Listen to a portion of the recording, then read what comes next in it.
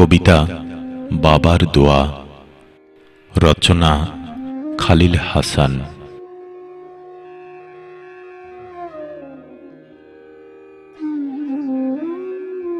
বাবা, আজ তোমায় খুবই মনে পড়ে। হৃদয় উজাড় করে দিয়েছ জীবন গড়ে। আজ তুমি নেই, তোমার পানের বাক্স পড়ে। পায়রা নদী ঠিকই বহে, বটগাছটাও আছে। তোমার স্মৃতি গায়ের বাঁকে আমায় টানে কাছে। আয়লা বাজার এখন বড়, তোমার কদম চাই। আমি যখন দেশে আসি, সবাই ডাকে ডানে বাই। বলে, কিরে বাপু, তোর চেহারা দেখতে বাবার মতো। বাবার প্রীতি জিয়ে রাখিস, দোয়াও বিরত।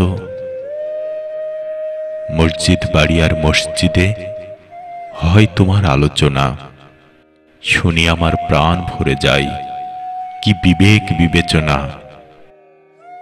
আজকে আমার প্রবাস জীবন, তোমার আত্মা পাশে। কাজে আমার দম ফোরালে ভাবি নিঃশ্বাসে প্রশ্বাসে।